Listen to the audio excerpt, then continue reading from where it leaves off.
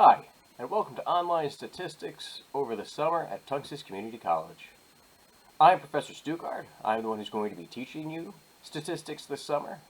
And I wanted to take this second to just kind of, first of all, introduce myself, and also kind of give you an idea of what to expect over the course of our summer session together, and then go through the main way that I will be grading you, which is called MyStatLab. And I want to make sure we go through MyStatLab and you understand all the features involved and all the help features too, so that hopefully you can be as successful as possible. So first of all, what is statistics? Well, statistics is really a science course, although there's a good argument to be made. There's a little bit of art involved as well, because there is, well, a little bit of subjectivity to it. But it's basically a science course about how do we use data, and how do we use limited data to be able to make big conclusions. And so statistics is going to, well, basically be how do we collect that data, which is what Chapter 1 is. How do we display that data, which is what Chapter 2 is. How do we make numerical summaries of that data, which is what Chapter 3 is. And Chapter 4, which is, again, how do we look at two sets of data at the same time. And that's going to be our first unit. And our first unit is going to take up the next, well, basically the first 3 weeks of our course. And then we'll move on to probability. And probability is really asking the question, how likely is it? And then finally, after we talk about probability, we can get into the last unit, which is what's called inferential statistics. Now, inferential statistics is kind of the main idea of statistics overall. So when we say statistics, and this is going to be one of those definitions that I asked you to really pay attention to in Chapter 1, and essentially, well, what we're talking about when we look at statistics is we're trying to make a generalization about a population. Let's say we want to know, how does the entire country feel about, well, something. And again, you'll see a lot of times it's about current events. So you'll see something on the news or on social media that says something to the effect of 67% of Americans support the protests going on right now. Well, how do we know it's 67%? Well, we can't possibly have asked every single person in the country. Did you get asked? Well, I didn't get asked. And in fact, it'd be incredibly impractical to ask everybody. But they're still making the statement about the entire United States. So the entire United States is our population that we want to make some sort of conclusion about. Well, we can't ask everybody in the United States, so we have to rely on a small sample. All right? We rely on just a small sample of Americans, usually roughly about 1,000 or so. And based on those 1,000 people who respond, well, that gives us our statistic. And a statistic, all right, and this is the key, a statistic is a summary based on a sample. All right, so statistics is we take only a small group, we take our small sample, and what does our small sample tell us? That is a statistic. If we are able to ask the entire population, that becomes a parameter. All right? And sometimes you can ask the entire population. For example, if I only wanted to, come up with some sort of summary about students in my statistics class, well, I could ask every single one of you, and I've asked the entire population, and I can make some sort of generalization about the class if I have the entire population. And if you have the entire population, that's a parameter. And it's going to be very, very important to take the time now in Chapter 1 to make sure that we recognize the difference between a parameter, which describes the entire population, and a statistic, which is only a small sample that we're using now to describe the population as a whole.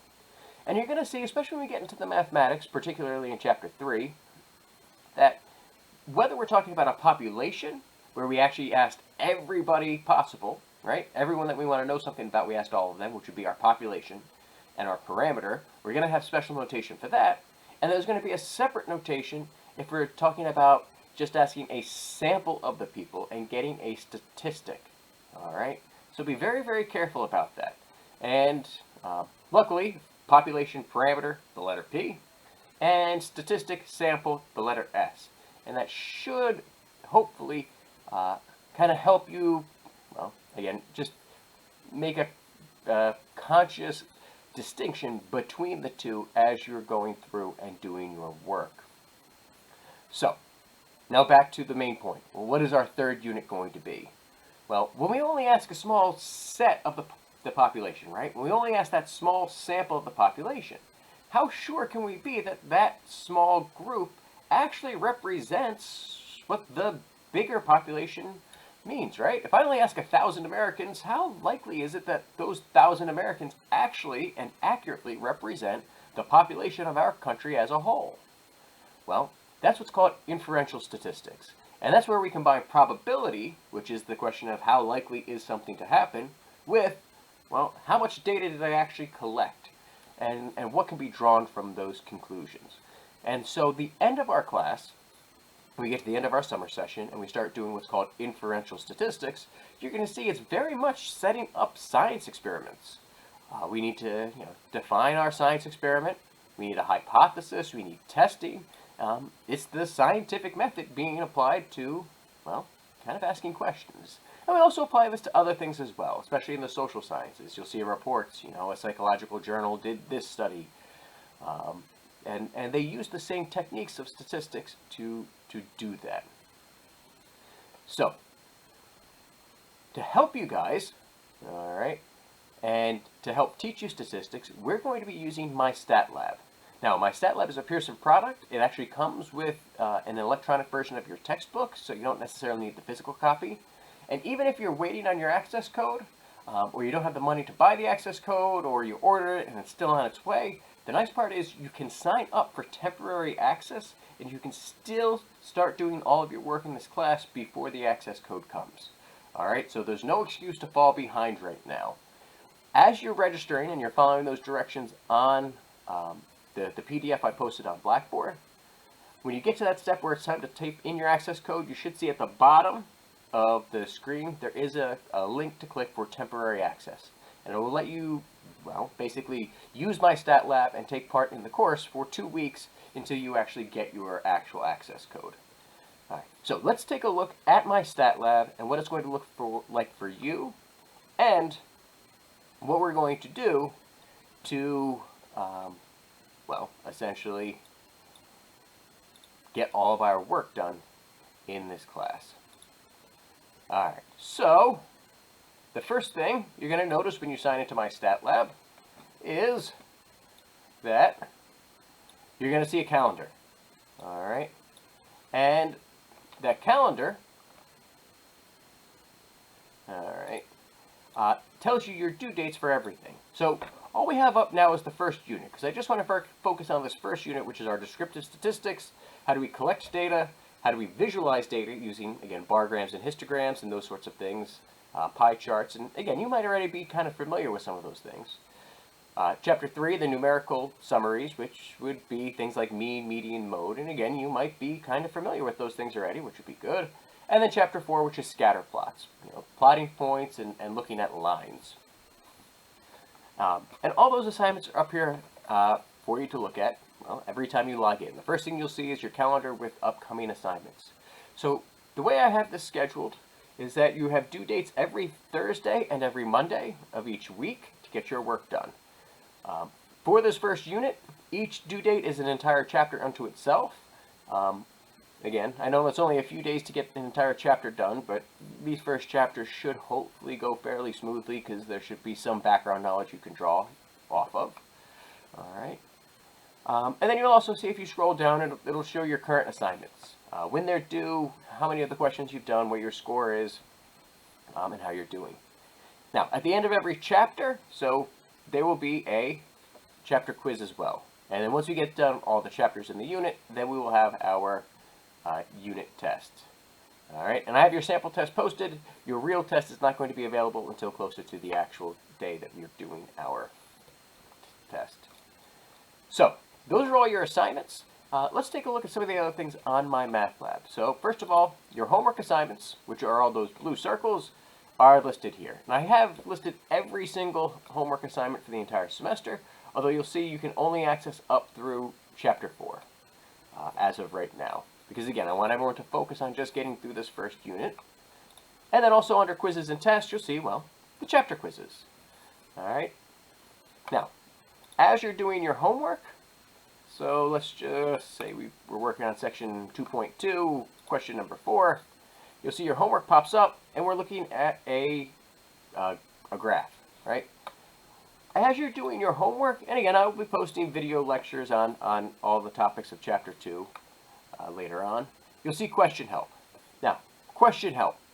This is where you should go if you kind of get stuck on a problem. There's videos, and if you click the video, it's going to pop up a new video link from a professor kind of teaching that same concept. There's the textbook, which I'll go through in a second. There's StatCrunch, which we're probably not going to use all that often.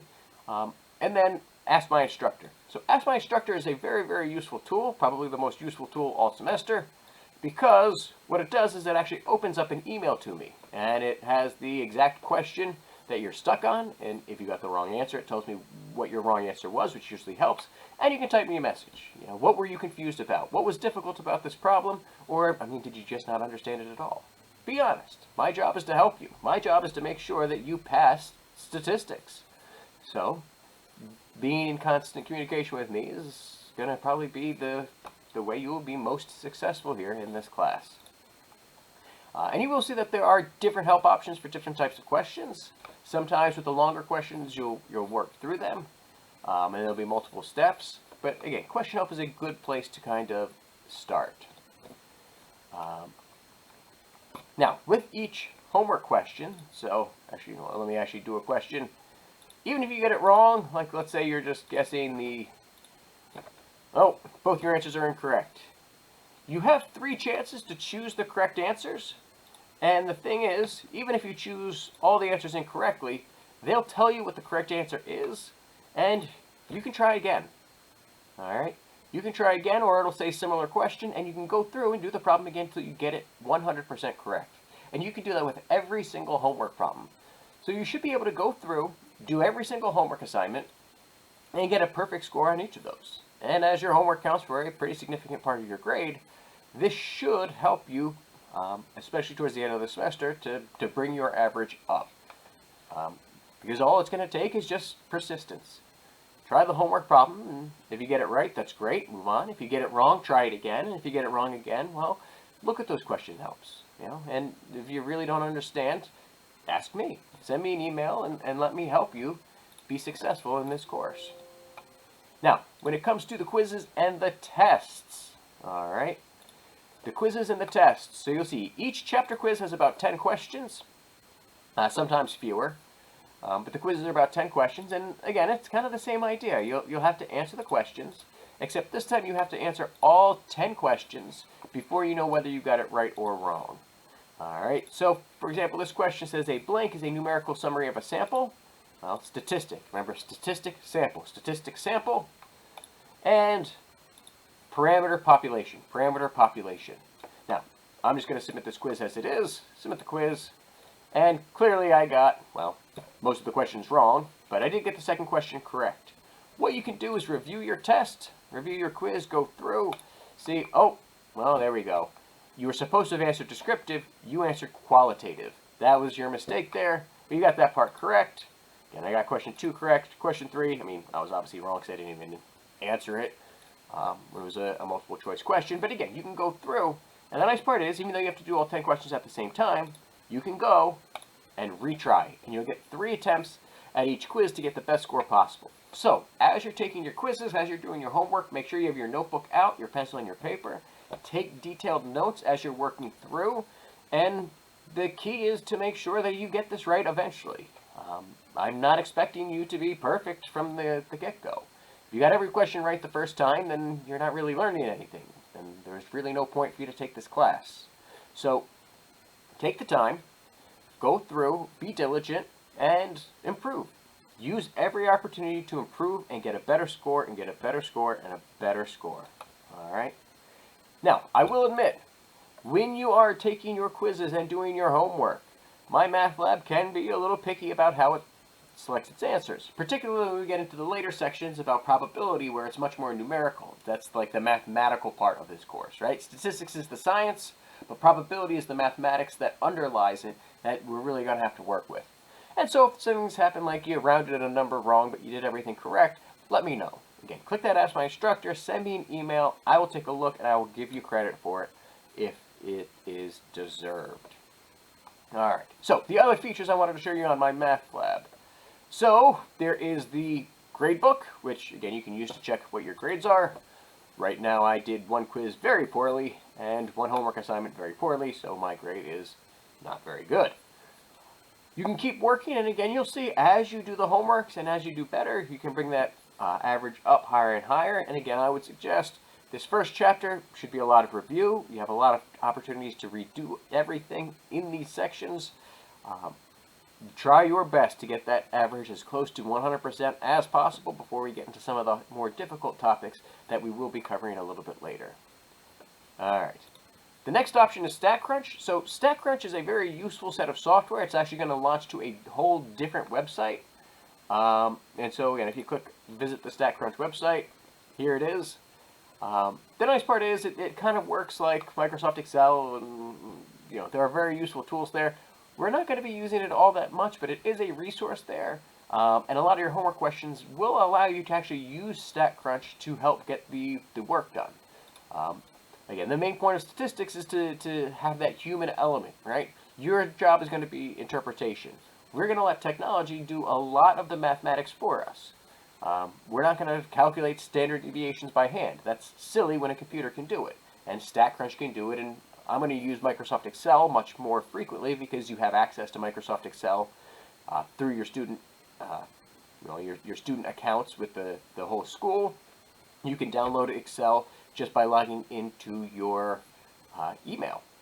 And so you'll have that for, well, your entire college career. StatCrunch is really only valid while you're in this class.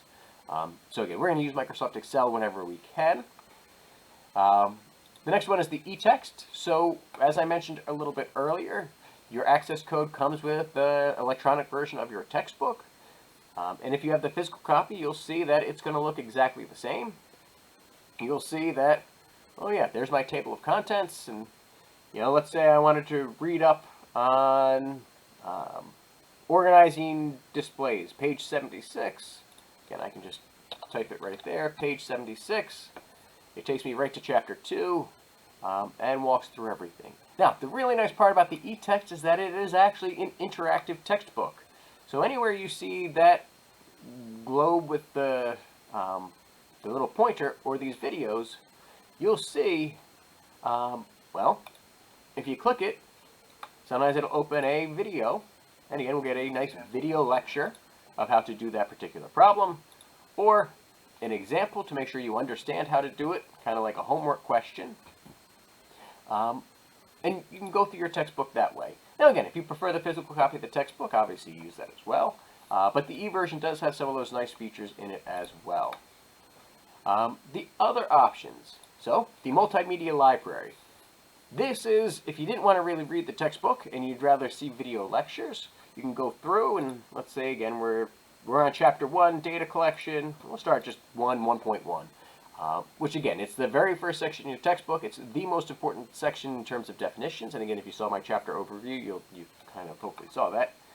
And let's say you want to see videos about it. Or if you prefer PowerPoints, you can choose PowerPoints too. But let's say you want to do the videos. If you scroll down, they have, well, videos about everything. And you can watch those video lectures that the textbook has created for you. I will be creating some of my own videos for chapter 2 and 3 and as we go through, because I do like to do things kind of my own way. But these are very useful. And again, if you prefer just watching instead of necessarily reading, you can watch these videos and you'll see, the definitions, right? There's my definition. What is statistics? The science of collecting, organizing, summarizing, and analyzing data to draw conclusions or answer questions. All right. And like I said, I almost would put the word science and art because, well, we'll see there's a little bit of subjectivity to it as well. But the video lectures are there for you also. So, that basically walks us through MyStatLab. The most important thing for you to be successful in this course is just to communicate with me. It's an online class, which means you're working at home, I'm working at home. We don't get a chance to really meet for lectures. You need to communicate with me. If you're having trouble, let me know. I'm here to help you. It's my job, and I love my job. But I know if we work together, we will have a very successful semester. You guys can earn your credits for statistics. Hopefully you learn a little bit along the way about how we kind of summarize the world around us and what statistics' role is in all of that. And I hope you guys enjoy this class.